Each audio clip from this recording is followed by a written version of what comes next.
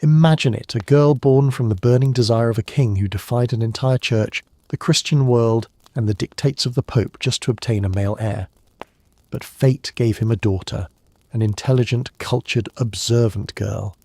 Her name was Maria, and her life, from her first cry to her last breath, would be a downward spiral of betrayal, fear, abandonment and illness. She wouldn't just be a queen, she would be a living warning of the price of having power as a woman. Today we're going to dive into the almost unreal tragedy of Mary Plea of England, also known as Bloody Mary. But what few know is that beyond the cruel nickname and the tales of burning at the stake, there was a broken woman consumed by hatred, remorse, and an illness so horrific that her body began to decompose before she died. Before we continue, tell us in the comments, do you believe power can literally destroy a person? Don't forget to subscribe to the channel and leave a like if you want more stories like this. And now let's go back to the beginning of this real nightmare. Mary Tudor was born in 1516, daughter of Henry Hector and Catherine of Aragon. From a young age, she was treated like a princess, but also like a political tool.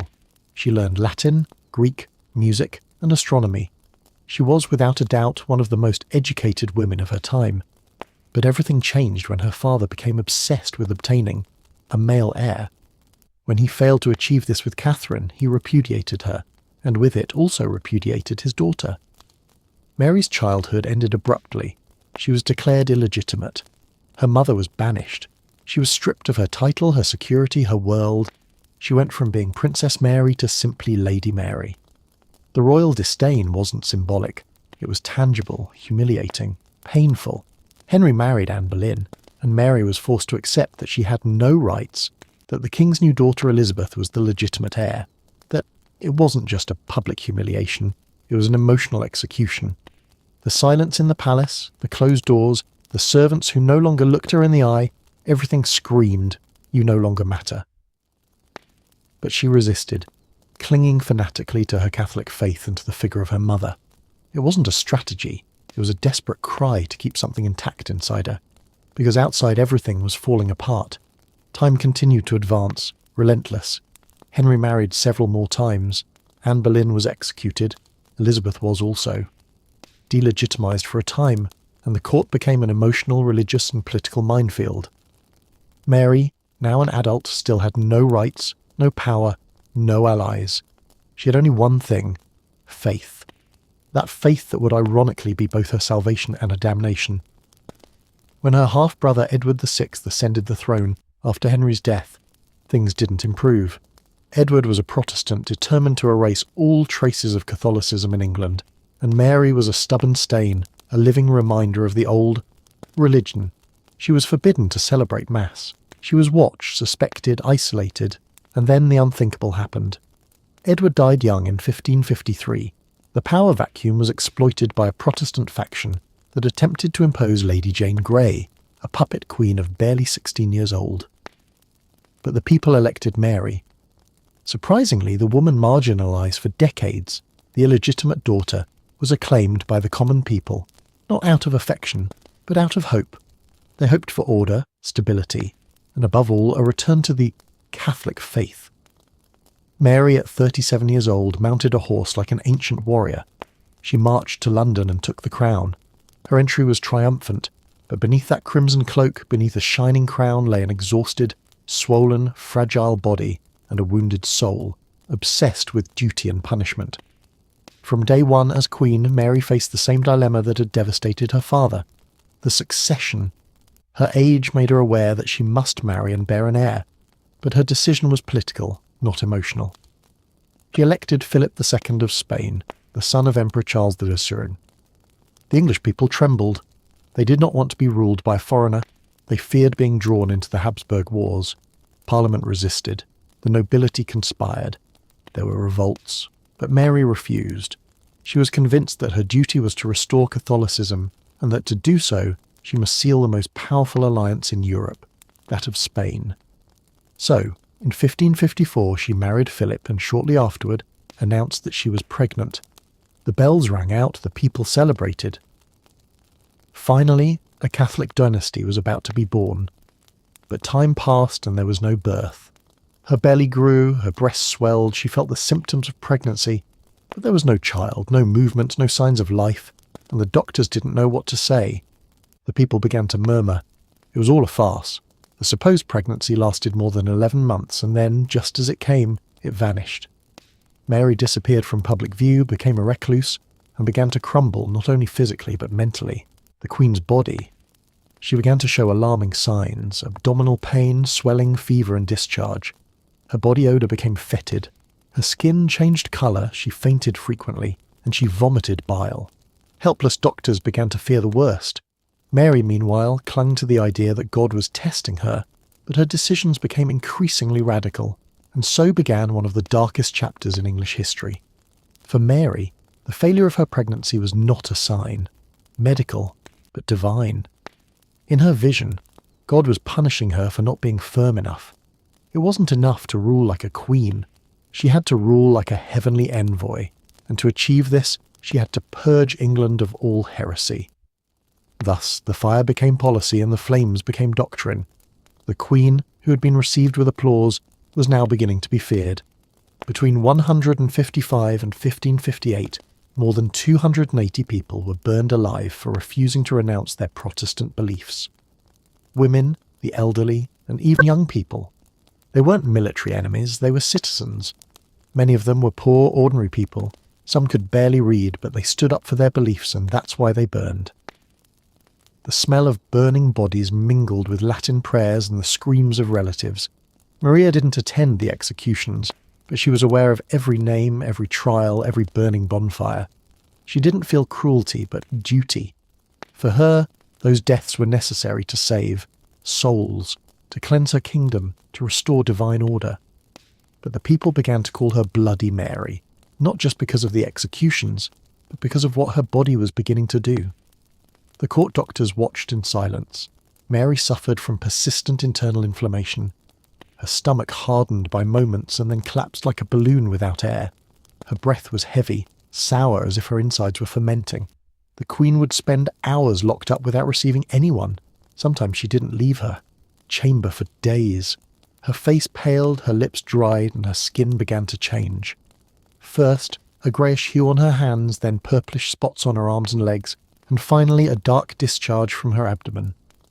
Philip, her husband, noticed the deterioration, but his presence in England was minimal. After the failed pregnancy, he returned to his affairs in Spain, leaving Mary alone. And that loneliness was like a fog that began to envelop everything. The court, the church, the very heart of the Queen. Isolated, Mary intensified her repression. Each letter spoke of God's duty, of necessary punishment.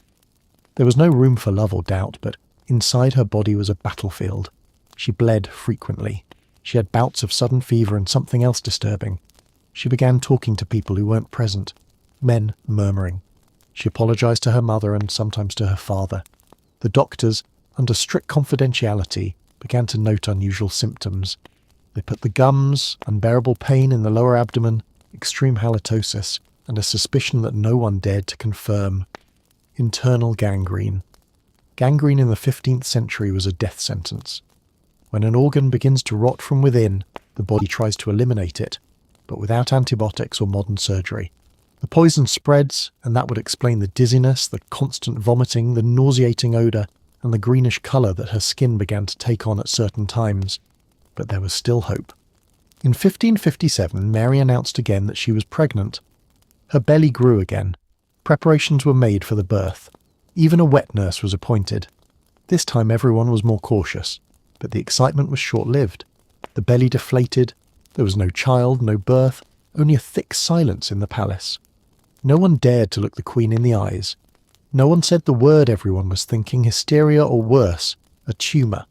The second false pregnancy was the final blow to her public image. The crowds no longer came out to see her. Parliament began to mutter about the succession, and Elizabeth herself, her half-sister, began to be seen as the inevitable alternative. Mary knew she would have no more children, and that truth devastated her. The Queen, in her desperation, decided to hand over the port of Calais, the last English bastion in France, to Philip. It was a national humiliation, a symbol of defeat, a deep wound to English pride. But for Mary, it was an act of love. an attempt to win back the attention of her absent husband. And yet, thus, Philip did not return. Night fell upon his kingdom, a night without dawn, and Mary, like her body, also began to rot in her soul. She no longer left the palace, she covered herself with heavy cloaks. She used intense perfumes that could not hide the smell of her sick body. Her hair, which had been reddish like her mother's, began to fall out in clumps. Her skin became translucent, covered with small ulcers that the doctors tried to cover with herbal ointments. It was said at court that her blood was no longer blood, that it was a dark, thick, almost black liquid, that her belly was swollen like a rotting pumpkin. Some servants claimed to hear her crying at night. Others swore that she spoke aloud to the baby Jesus, begging for forgiveness. But it wasn't over yet. The final act was still to come. The slow, painful, undignified death of a queen who believed she had God on her side and had only her faith as a shield against the rotting of her body and the abandonment of the world. And while the doctors, as they began to prepare the bed for an imminent agony, the eyes of the kingdom were already focused on another figure, Elizabeth. The shadow of her sister grew longer, and Mary faded. The rooms of Stan James's palace were transformed into silent crypts. The Queen lived wrapped in darkness. The curtains remained closed, the mirrors covered with dark cloths. The sound of her footsteps, once firm and ceremonial, was reduced to a faint shuffle. Mary no longer walked. She glided like a spectre. They saw her, and they were few. They noticed the transformation. Her back was bent, her fingers swollen, her nails bruised. The gangrene had advanced. Her belly continued to grow, but not with a child, but with a mass of decomposing flesh. Some doctors no longer concealed their judgment. A uterine tumour, probably malignant, perhaps cancer of the uterus or ovaries, a fatal sentence in the 10th century. The fever was constant, the convulsions frequent. Maria's breath polluted the air, a mixture of bile, putrefaction and blood. It was said that even her tears smelled bad, as if every fluid emanating from her body bore the mark of living decomposition. The stench forced the servants to air the corridors, burn incense and place containers of vinegar in every corner. But nothing was enough. The Queen, in essence, was already dead. Only her heart, proud, indomitable, stubborn, refused to stop. The court was tense. No one knew what to do. No one dared to utter aloud what... It was obvious. Mary was dying. And meanwhile Elizabeth, the Protestant sister, the young woman who had been watched, interrogated, humiliated, was now greeted in the corridors with a new deference. The same nobles who had previously knelt before Mary were now beginning to bow their heads to Elizabeth behind her back, but ever closer.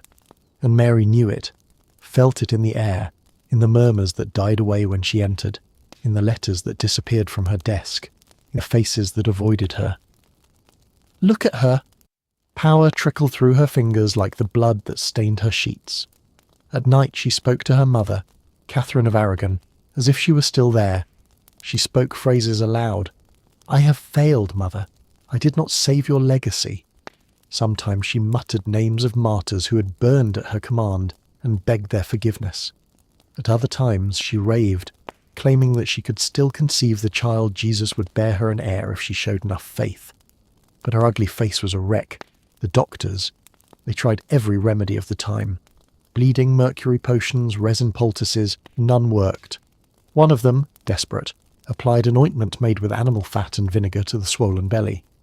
Upon contact, Maria's skin broke out in sores and oozed a foul-smelling black liquid that contaminated the room for days, yet she still didn't die. It was as if her soul clung to her ruined body, as if her mission, despite the abandonment, the failure, the illness, hadn't been accomplished.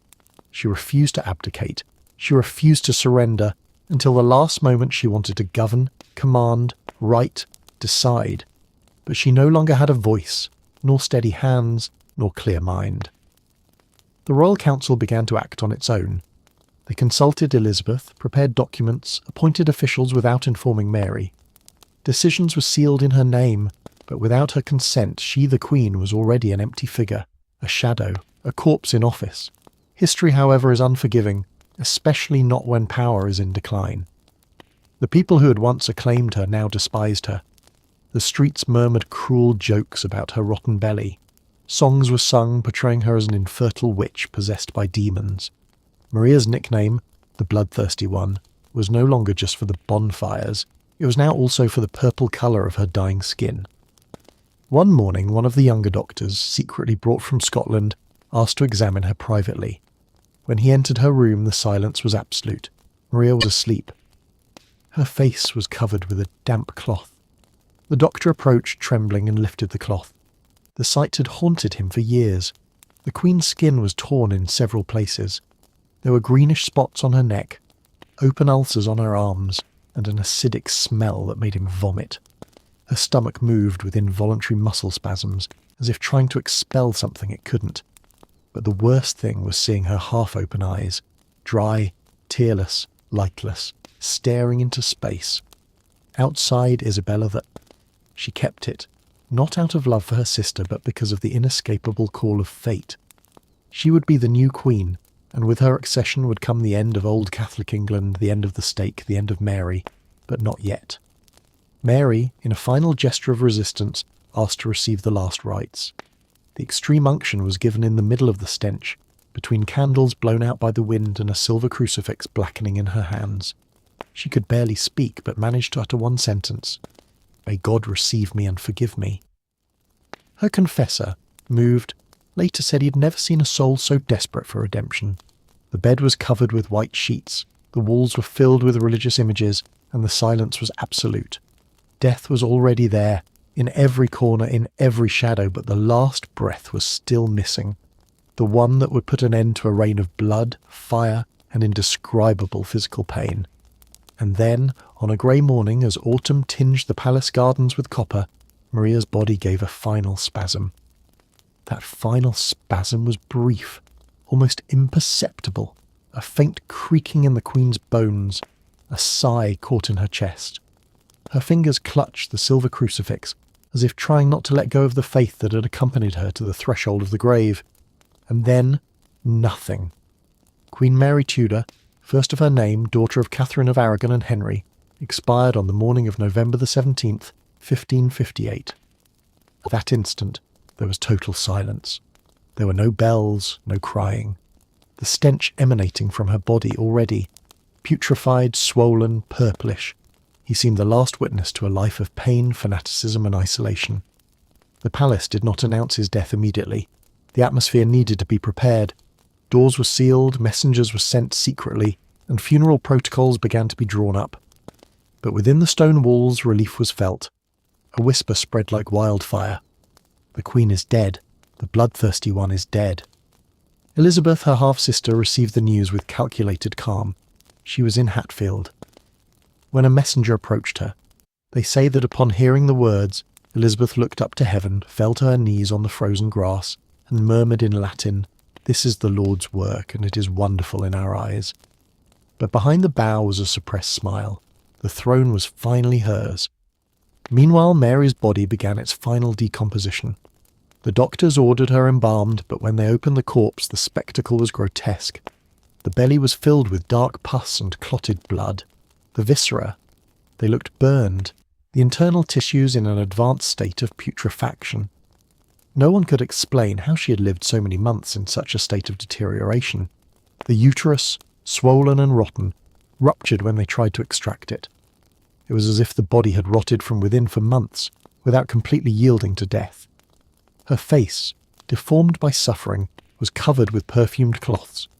Her eyes were closed, but they failed to erase the expression of horror that had been imprinted on her features. It was the face of someone who had seen the abyss.